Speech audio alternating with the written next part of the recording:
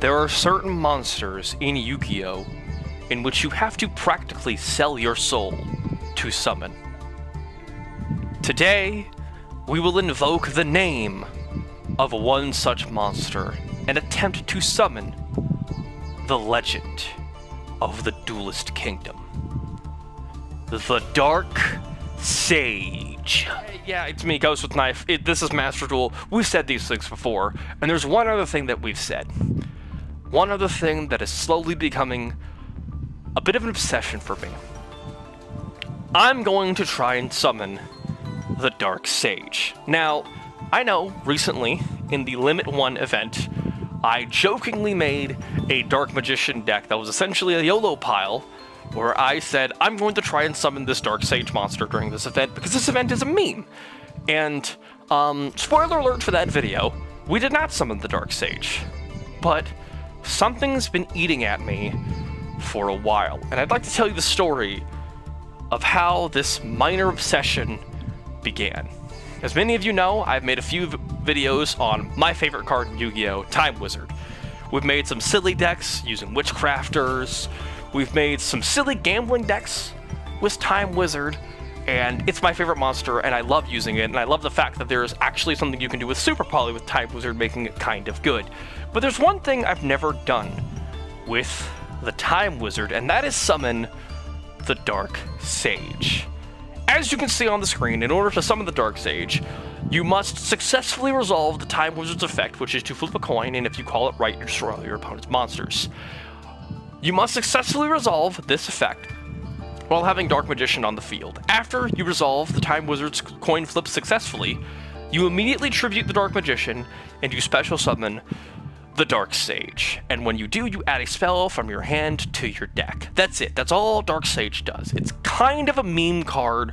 It's a very old card and not to be taken very seriously. And until very recently, I never had any desire to summon this monster. It's always been kind of a ha-ha card to me. It's like Gate Guardian or the original Great Moth. It's hard to summon and not really worth it. But back when I started making Time Wizard decks, my friend Nell, who we've seen replays of, who we've heard on the channel, who will hopefully get a headset and you can actually hear them clearly in a video that I want to do with them. My friend Nell, when we started building Time Wizard, jokingly said, you should try to summon the Dark Sage. And I laughed it off and I said, ha, I'm not going to try to summon that awful monster. But since then, I've been deck building, and I've been thinking about things I can do with Time Wizard, and I realized something. I've never successfully summoned the Dark Sage, and the Time Wizard is my favorite Yu-Gi-Oh! Card. And when I realized that, it really bothered me. If the Time Wizard is my favorite card, why have I never actually tried to summon this? It's not that bad of a card. It's got some pretty beefy stats. Adding a spell to your hand can be really valuable. So why haven't I tried? And I ignored it, and for the event, I said, okay, I'm gonna try in the Limit 1 event, it'll be funny, and I'll just forget about it, but I didn't. And I keep coming back to the Time Wizard, trying to build it for silly decks. And when I do, the Dark Sage is staring into my soul. And the Dark Sage is saying one thing. You haven't conquered this mountain. And so, here I am, staring back at the Dark Sage, and I'm saying the one-word answer. Yet. I haven't conquered you yet. So here we are, on the beginning of the road of what might be my inevitable road to madness, in which I try to finally summon the Dark Sage. It will happen. It's not a matter of if, it's just a matter of when. I will build Dark Magician decks until I summon the Dark Sage. You mark my words. Now, without further ado, let us show you my first attempt at making a decent Dark Magician deck that is going to do the meme of summoning Dark Sage. Allow me to introduce you to today's deck, Invoked Dark Magician. Now, we've done Dark Magician on the channel. It was one of the first Yu-Gi-Oh! Videos I did coming back to Master Duel. I did it during the Ritual Fest, and we had a lot of fun with it, but I never really mastered the deck. And if you're not aware of the Dark Magician deck, it is a classic Yu-Gi-Oh! Monster, almost as well known as the Blue Eyes White Dragon. And the idea of the deck is that you have a very durable deck that generates a bunch of advantage and interacts with your opponent by banishing one card, at least on one of you and your opponent's turn, hopefully, to just kind of outvalue your opponent with really powerful spells, and the namesake card of the deck, the Dark Magician, and all the crazy fusion monsters you can make involving this card. It's a pretty durable deck, and it is really good at the grind game. The one thing the Dark Magician does struggle with is having some sort of really powerful interaction with your opponent. You can definitely have a bunch of cards in your hand, but sometimes you don't really have anything to do with the cards in hand. And sometimes just having the Dark Magician isn't enough.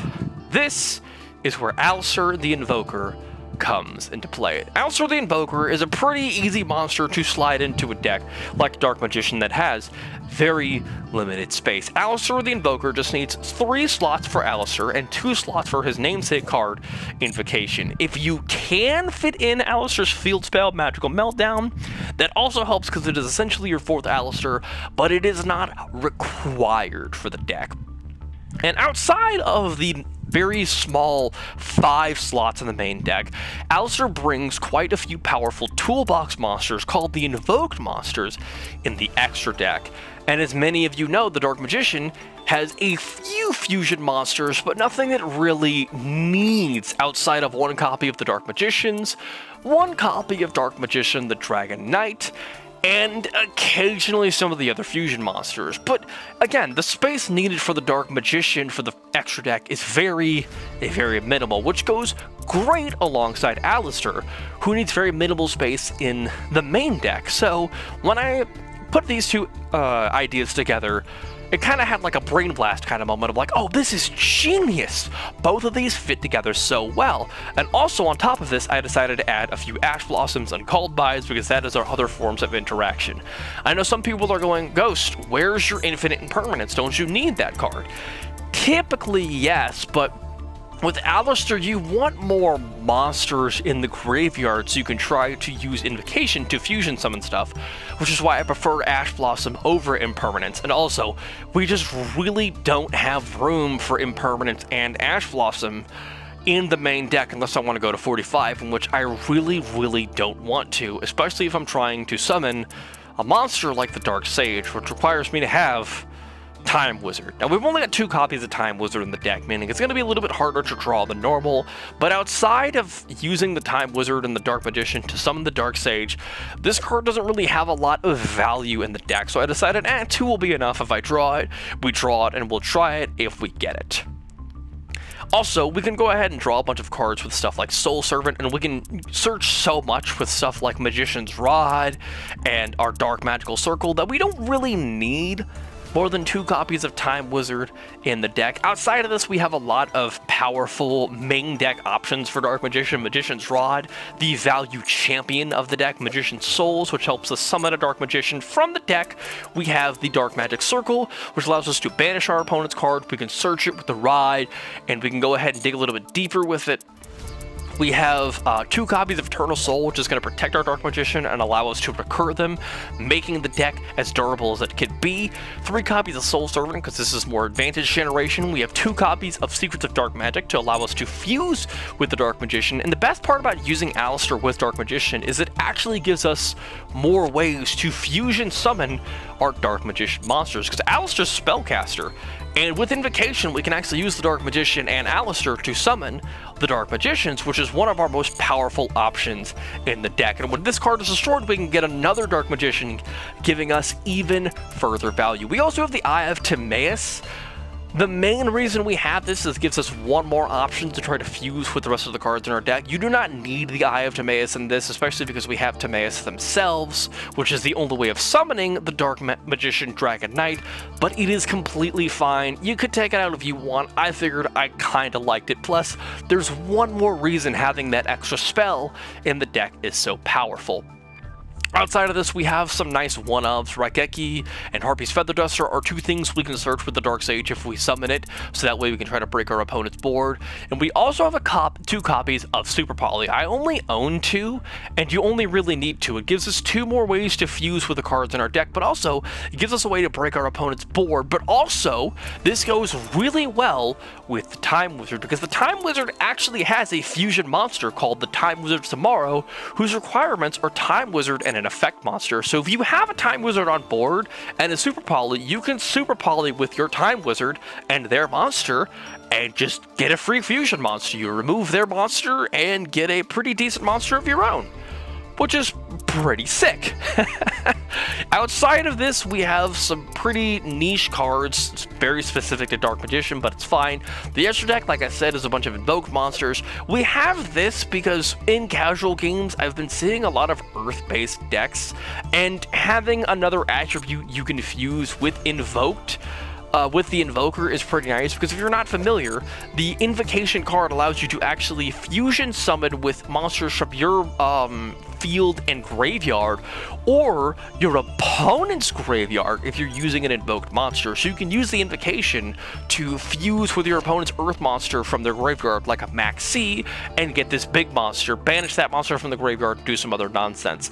Outside of that, we have the staple of all Invoker decks, Invoked Makaba, one of the strongest monsters in the game, a small link package which we use to help Alistair get to Makaba, so we have a very small yet powerful engine. We have Invoke Augades. It's not something we should be summoning very often, but we have the option to, and hey, Branded and Predaplant decks exist, and this can do some damage to them.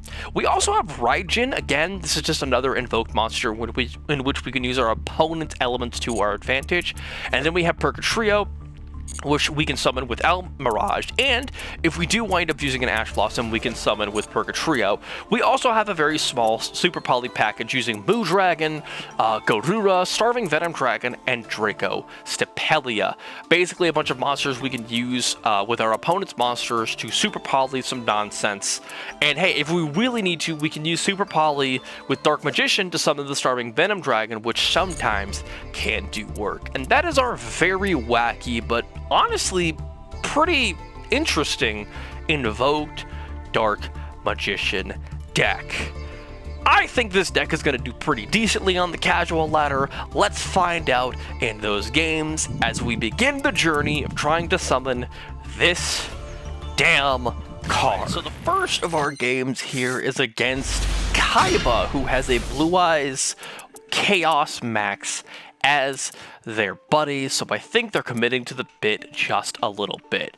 So for this first game, I'm going to go ahead and showcase some of the things you can do with Alistair, just so we don't have to go through this multiple times through our replays. So I'm going to go through the loop one time with Alistair of the monsters you want to link summon to go ahead and get your fodder for Alistair, and then from here on out, we're going to try to speed through this, just to make this a little bit faster. We do actually have a pretty good hand here going into this. 2 Alistairs normally is pretty bad, but since we're going to get Makaba with our opening line here, we actually really like having 2 Alistairs. And a Dark Magician, because Makaba can pitch the Dark Magician to negate a monster effect, or the Secrets of Dark Magic to negate a spell effect. And then we can bring back the Dark Magician with Eternal Soul and just do some nonsense. So from here, we're going to go into Alistair. Now, the ideal line with Alistair is you're going to go ahead and grab Invocation, and the first thing you're going to do is you're going to link off Alistair into Salamon Great Almirage. Now, this card does literally nothing other than be a Link 1 that is a fire monster. That's it. That's the only reason we care about Almirage. We're going to immediately link off Almirage into Secure Gardena. Again, the only thing we care about this being is a monster we can link Almirage off with in order to get another light monster. Basically, with this very easy to play line, you now have access to Invoked Macabre, and on the crackback you have access to Invoked Purgatrio, which is a very nice beater on the crackback. So yeah, we have access to a light monster and a fire monster in our graveyard, so we have 2 of our invoked cards. We're gonna go ahead and use Invocation, banish Gardena and Alistair, go into Macabre. I probably should have gone into this in defense position in case they Lightning Vortex, but I wasn't really thinking when I did this, so we're gonna go ahead and use the Invocations effect to put Alistair back in hand, and now I have a monster or spell negate on Macabre, and if I pitch the Dark Magician to it, I can also special summon the Dark Magician with Eternal Soul. I can use the other Alistair to boost Macabre in case they try to walk over it. This is a pretty decent setup. It's not the most valuable thing in the world. It's not like 7 negates, but it is a pretty nice board. My opponent is going to go ahead and use the White Stone of Ancients, link it off for their Linkuriboh line, which is pretty interesting. The reason they did this is very similar to our Alistair. They don't actually care about Linkuriboh, even though it is a much more valuable Link summon than Albarrage. What they want is the White Stone in the graveyard so they can add their, my bad, they can special summon a Blue Eyes from the deck on the end phase, but I'm just going to go ahead and use Invoke Macabre's effect. We're going to pitch the other Alistair, actually, because, again, I wasn't really thinking. What I should have done is pitch the Dark Magician, but actually in this situation, it's pretty good that we pitched Alistair, because they're going to go ahead and use Bestial Baldrake, thinking that now that they've gotten Alistair into the graveyard, they don't got to deal with it because they don't know about the second Alistair in hand. So actually not getting rid of Dark Magician, which was the plan, was actually wound up to be the play. They're going to go ahead and banish the Alistair. We don't care. We banish their nonsense. And from here, we actually have a pretty decent position on the board. And then we draw our third Alistair, because why wouldn't we? Gonna go ahead and use Eternal Soul here, summon the Dark Magician, which is pretty nice. And from here, I actually think about another line of play that I can do. What I'm gonna do next is I'm going to normal summon Alistair, and then I'm gonna go into a Alistair Fusion monster, or what I'm going to use, actually, is not an Alistair Fusion monster. And it is technically a Fusion monster with Alistair, but what I'm going to do is I'm going to use Secrets of Dark Magic to actually create the Dark Magicians. And from there, what I'm going to do is be able to use the Invocation to get another Fusion monster, which is going to draw me a card with the Dark Magicians and just keep generating value here, which is incredibly powerful. So we're going to go ahead and grab the other Invocation, use the Secrets of Dark Magic, go ahead and use Alistair and the Dark Magician to summon the Dark Magicians, which is a tremendously powerful play. My opponent, in response, is going to use their Bestial Baldrake, which I just didn't read what this card does. I should have, but it's fine because I've got Macabre in this situation. If my opponent if I special summon a monster that is a Ritual Fusion or Synchro XYZ or Link monster, they contribute 1 light or dark monster and then banish whatever I special summon. So this would get around Dark Magician's recursion effect. But again, I've got Macabre, and my opponent doesn't know I have the third Alistair in this hand, so I'm just gonna Macabre negate their Baldrake and then banish it. And then from here, I'm like, oh, I could just go for game. So I'm gonna Invocation. And before I even get my Fusion Summon off, my opponent's out of there. Macabre too powerful. Folks, you know what time it is. You see what's in our hand. Illusion of Chaos gets us Magician of Chaos, which gets us Dark Magician. Time Wizard and Dark Magician. You know what we're about to do. We're going for it. Illusion of Chaos. Grab us Magician Souls. Put Illusion of Chaos back on top. Dark Magic Circle. I thought I could use that to grab Illusion of Chaos, but then I realized, oh no, it's Spell Traps, because I misread the card, but whatever, who cares. Use Magician Souls. Summon the Dark Magician. And ladies and gentlemen, we have normal summon to the Time Wizard with the Dark Magician on the board. Now look here. You miss 100% of the shots you don't take. And today, I'm taking the shot. Activate the Time Wizard. Uh-oh. You miss 100% of the shots you don't take. And I miss 100% of the shots I take anyways. So since I didn't get the Dark Sage, I just kind of scoop because I got nothing better to do. Moving on. And ladies and gentlemen, or folks at home, we're going to be going on to our next game with Jigsaw here, who has a regular 40-card deck. We've got a pretty decent hand here. We've got a little bit of interaction with Ash Blossom. We can do some stuff with Magician of Chaos and Thousand Knives and Eternal Soul. We've got some funny nonsense we can do here. And my opponent immediately plays Branded Fusion. Oh, brother, this guy stinks. I'm just going to Ash Blossom this. I don't want to deal with this. No, you do not get your branded nonsense today. Get out of here, please. And thank you. Yes. No Branded Fusion. As a matter of fact, just remove yourself from the game. Thank you very much. Moving on. Right, we had a little bit of a blitz in games there. We Ash Blossom branded and showed them what was up. We took a shot at Dark Sage, didn't work. Our opponent's going first here, and they're going to summon the Walls of the Imperial Tomb. My opponent, with their Horus deck case and their Horus sleeves, is on Horus. And they're going to try to grab some nonsense, and I'm just going to Ash Blossom this. I don't know how the Horus deck works, but I just really don't want them digging through their deck and potentially getting combo pieces. And it paid off because my opponent just sets one and passes. And from here, I've actually got a pretty sick hand because I can use the Illusion of Chaos to go straight into the Magician's Souls. I'm gonna go ahead and put the Invocation back because I really don't need it, because we're about to go ahead and do some nonsense from the deck anyways. Use the Magician's Souls, summon the Dark Magician, use the Dark Magic attack, get their spells and nonsense out of here. And it turns out they're not just on Horus, they're on Tier Horus, which I think is what they want to do anyways, because they want to mill spells and traps from their deck for Horus. I'm not quite sure. I'm going to set a Super Poly, attack with Dark Magician, and pass. The idea behind this is that if they play enough monsters, I can Super Poly, get rid of Salvation, and just have another monster on my board. And my opponent proceeds to set another card and pass. And from here, I've got Alistair. And from here, my opponent can't really do much. But they do Ash Blossom Alistair, which is pretty sick. But I'm running some numbers in my head, and I'm like, I think I can still win with the Illusion of Chaos here. So I'm going to go ahead and use the Illusion of Chaos to try to fetch up a Magician's Rod or something.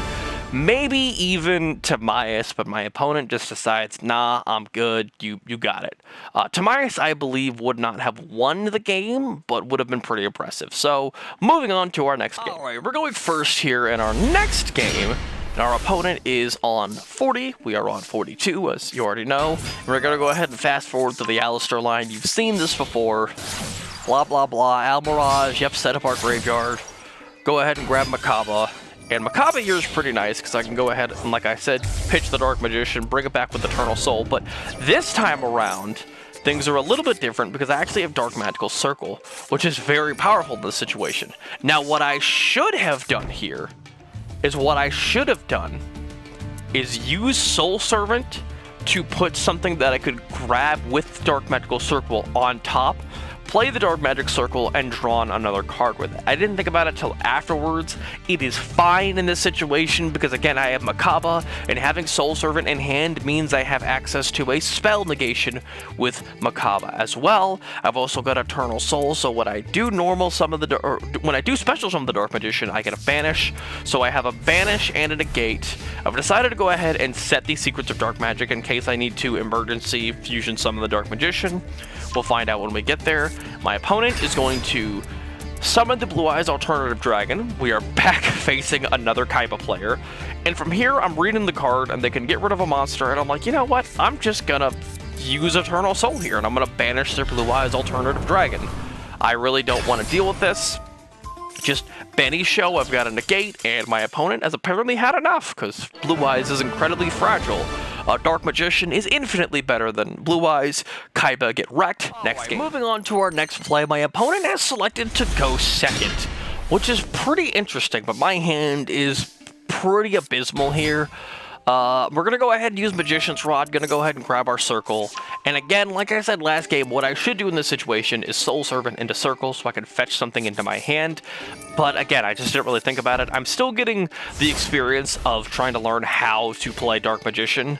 So in the middle of the game, I was like, yeah, no, I'll just go ahead and Dark Magical Circle and attempt to get something on top of my deck. What I should have done yet again is play Soul Servant first, and then Circle, and then fetch something into my hand. Literally anything would have been nice. I'm going to go ahead and go into main phase 1. My opponent is on Dragoonities, which is not a deck I see too often. They're going to use Dragoonity Whirlwind to get both of their monsters. Both of these effects are negated, so I'm not quite sure why they did this. I think they were just trying to feed their graveyard, because I do believe Dragoonities do care about their graveyard. They're going to activate Remus to get Dragon Ravine, and I'm like, no, we're not doing that. Called by the grave. I know Dragon Ravine is core to the Dragoonity strategy. No, we're not doing that. No, thank you. And then my opponent does something kind of weird. They could have attacked instead by Rod, but they didn't. They're just going to set 1 and pass. I don't know why they didn't attack Rod with Senatus. They could have done that, unless this prevents them from attacking with them.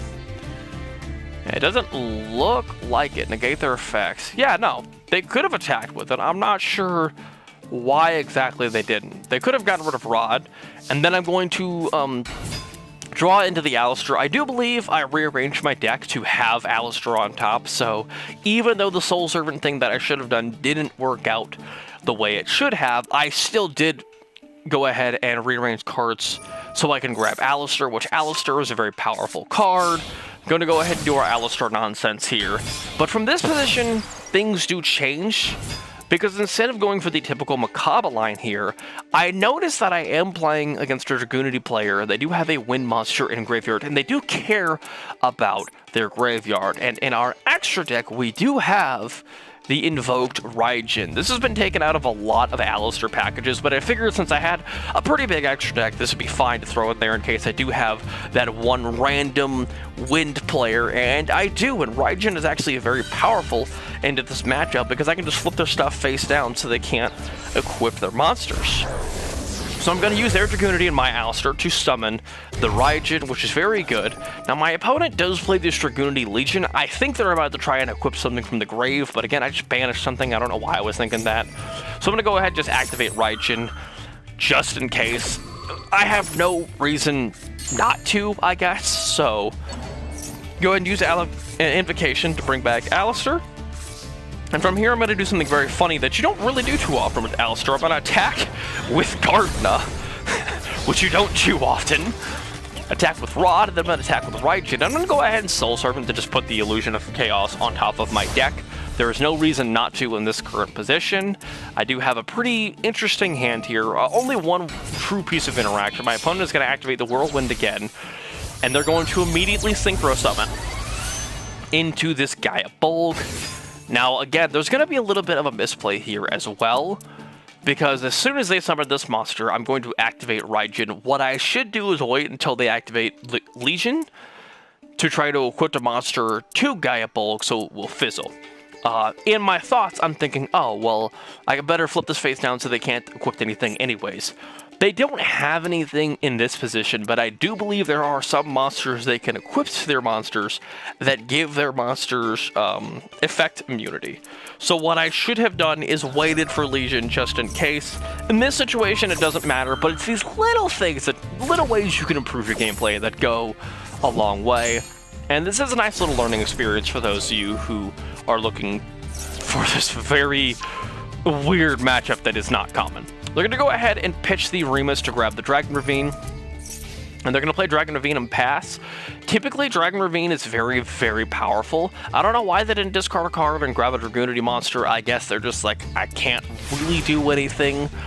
They could have just discarded their card and grabbed the Dragoonity monster and tried to special summon it, but I guess I stopped them just enough. We're going to use the Illusion of Chaos to grab Magician Souls. Magician Souls is going to get us our namesake card of the deck, the Dark Magician, the OG themselves. We're going to banish the Dragon Ravine here, because Dragon Ravine, like I said earlier, is a critical part of the strategy.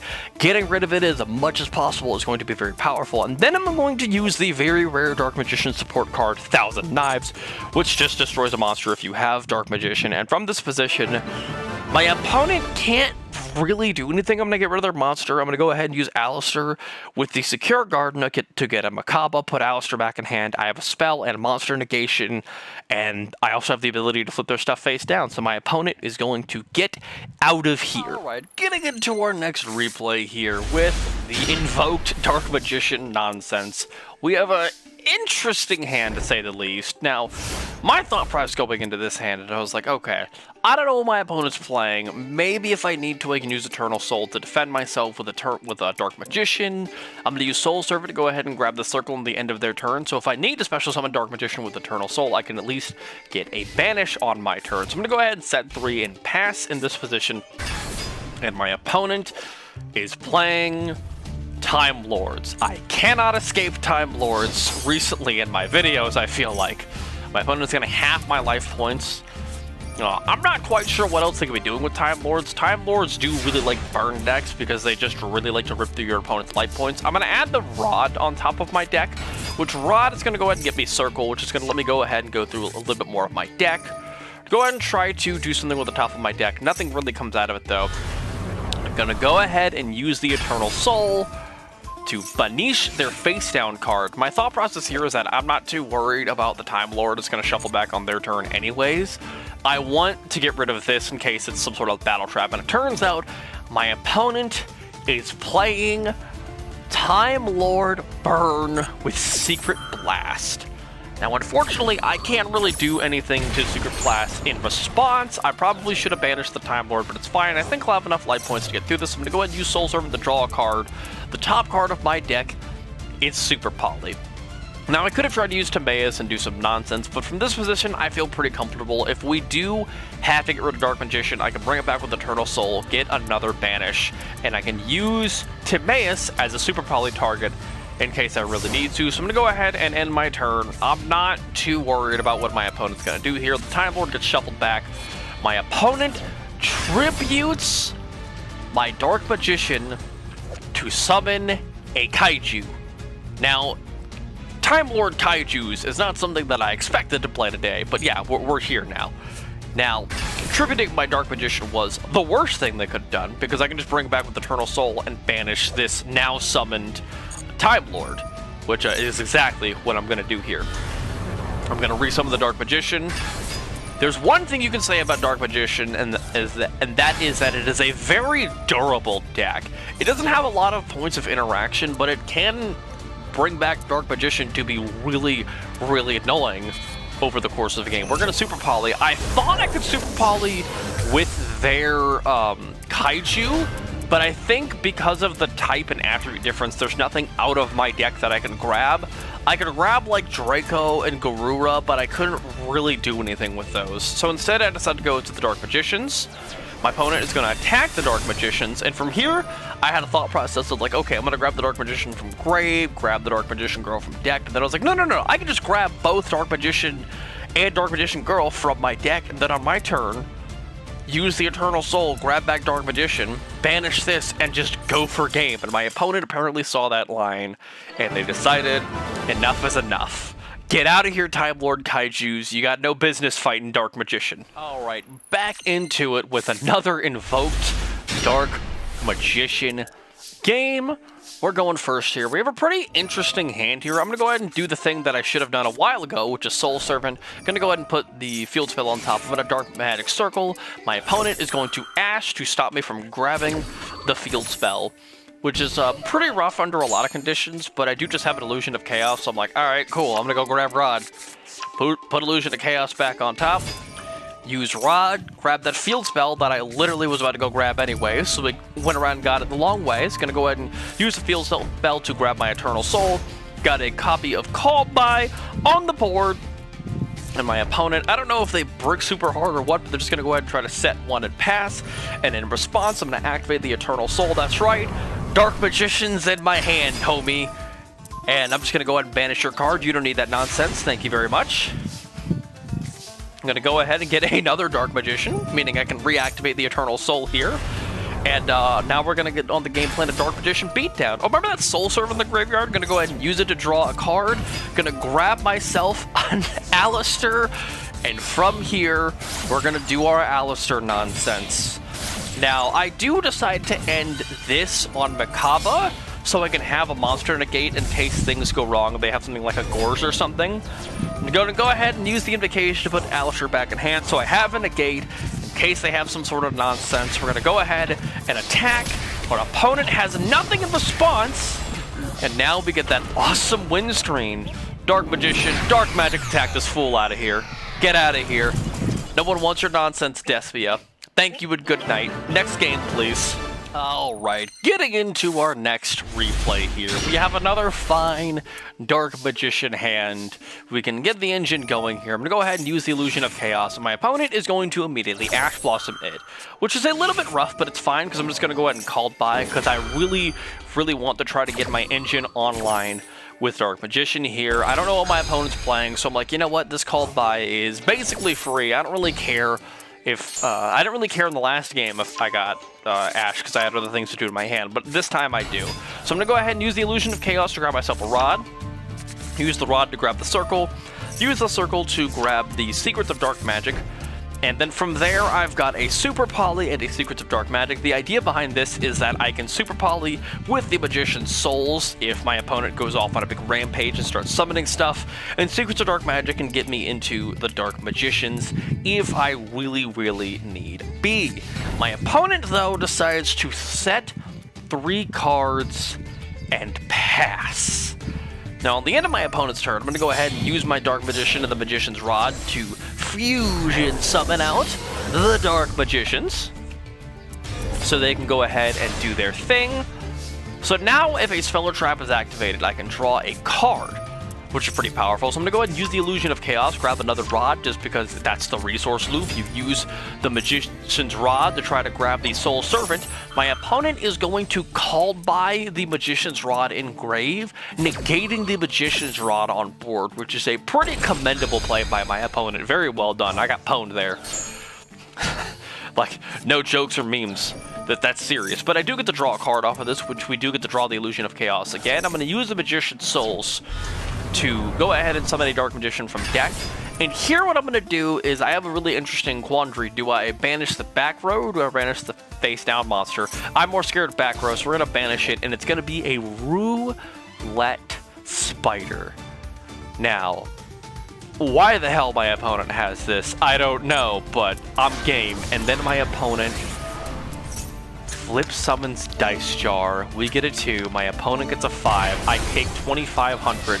My opponent is playing a gambling deck, which, you know what, I'm all about. Love the Head Judge sleeves, love the Roulette Spider, love the Dice Jar, but I will go ahead and start beating their monsters down. My opponent is going to normal summon Suzuki Samurai number 4. It's a 50-50. They get it, destroying the Dark Magicians, which you'd think would proc the Dark Magicians. And it is going to proc the Dark Magicians, and I'm going to summon a Dark Magician from deck and a Dark Magician Girl from deck, and I thought that would allow me to use the Dark Magical Circle. But this is outside of the damage step, and technically, Suzuki Samurai's ability works during the damage step. So, essentially, they use Suzuki Samurai to get past my Dark Magic Circle. So now I have to attack into it and hope I win my 50-50s. Or at least that is what my opponent is hoping. I do have the Illusion of Chaos in hand, though, and I just threw Magician's Rod. Probably the best thing I could have grabbed. Gonna go ahead and get Soul Servant. Soul Servant's gonna do the nonsense. We're gonna put Timaeus on top of our deck. Use the Soul Servant to go ahead and draw the Timaeus, as well as an Invocation, which isn't that important. We're gonna use a Magician's Rod to summon Timaeus. We're going to use Timaeus and a Dark Magician to summon the Dark Magician, the Dragon Knight. And guess what, folks? Not only does this protect my spells and traps, but it also is named the Dark Magician on field or in graveyard, meaning the circle procs. And my opponent sees the writing on the wall. They tried to gamble, and it just didn't work, because you can't gamble with the Master Wizard of Attack and Defense. Alright, folks, we've had a lot of laughs. We've shown just how ridiculous Dark Magician can be, especially with an Invoked package. Let's go ahead and stop wasting our time. We have a pretty interesting hand here. It's much better going second, but it's fine. We're going to start with Dark Magical Circle. We're going to grab the Dark Magic attack off of the top of our deck. And we're going to go ahead and set an Eternal Soul, so that way if I need to, I can summon the Dark Magician with Eternal Soul and banish. But never mind, because my opponent played Spell Shattering Arrow. which is the perfect card against me. And then my opponent summons Blackwing Gladius the Midnight Sun, as well as Bora. Now thankfully neither one of these are tuners, so I'm going to go ahead and use the Eternal Soul, get myself Dark Magician in defense mode, just in case they have anything weird. They have to attack into it. I'm not really quite sure why they didn't cancel the attack, but my opponent was just like, whatever, it's fine.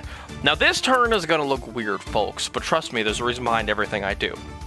I have a pretty great way of breaking my opponent's board. We're going to start with the Dark Magic attack, to go ahead and Dark Magic attack my opponent's cards, and they're going to flip over Fraud Freeze, which I've never seen this card before. When your opponent special summons a monster from the hand, you can return to the hand all monsters your opponent controls that were special summoned, which is it's pretty great. But yeah, we're just gonna go ahead and get rid of this nonsense and their other card, which is the not Fraud Freeze, this one, Blackwing Twin Shadow, which is pretty nice. It's their way of trying to synchro summon on my turn, but I'm gonna go ahead and just get all that nonsense out of here, please. My opponent's board is broken. I'm gonna grab the Dark Magician's Rod, gonna go ahead and use Soul Servant. Use Soul Servant, put the circle on top of my deck. I'm going to use the circle, or the Soul Servant, to grab the circle. And then I'm going to do something really weird. I could kill my opponent with Secrets of Dark Magic, because after I attack with both of my monsters, I can summon the Dark Magicians. But after this Dark Magical Circle, I decide against it. I realize I can't do that, because when I made this deck, I had a goal. So we're going to attack our opponent, we're going to give them a turn, we're going to hope our opponent stays in the game. My opponent plays a face-down monster and ends the turn. My opponent probably doesn't realize that I could have won this game. But folks, winning isn't everything, because I saw a Time Wizard on the top 3 of my deck with Dark Magical Circle.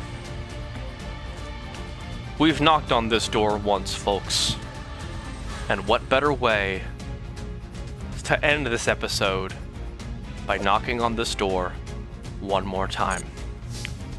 Summon the Time Wizard. If we successfully resolve Time Wizard and destroy our opponent's monsters, we can summon the Dark Sage, the entire goal of this deck.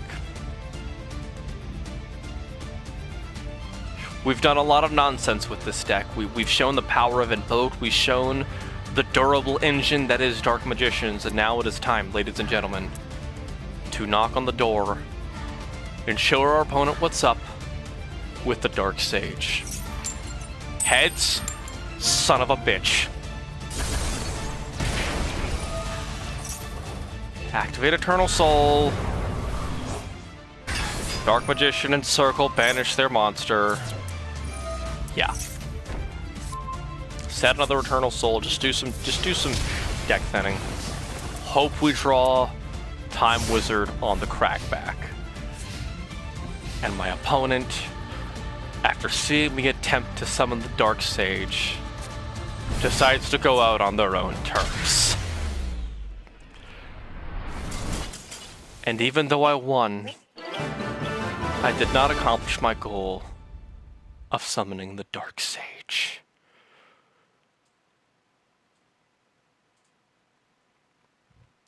Victory, but at what price? Well, folks, it looks like today was not the time in which we summon the Dark Sage. But even though we didn't summon the Dark Sage, I had a blast with this deck. I do think if you remove the Time Wizard and Dark Sage package, this deck is still pretty valuable. You can take out Eye of Timaeus. You might want to keep Super Poly. It's a pretty decent card. But yeah, I do think Invoked Dark Magician does actually have legs, at least on the lower ladders. It's a pretty fun deck, and honestly, it does have a lot of durability, and thanks to Alistair, we actually do have a little bit more interaction, which can go a long way with Dark Magician. And something I didn't say in the deck profile before is that because we can draw so many spell cards and we can recur our monsters so easily with Dark Magician, Makaba has quite a few ways to negate our opponents. It can just go negate, okay, I recur this card, okay, that's another negate, and it can just really go the distance with your opponent. And I did have a lot of fun with this deck, even though we didn't summon the Dark Sage. Thank you for tuning in, folks. The journey with the Dark Sage is not quite yet over. We will be back to try to summon this monster in a future video, but I'm out of time for this one. Thank you for tuning in. I hope you enjoyed those games. I hope you enjoyed this wacky deck. Now do me a favor and get the hell out of here.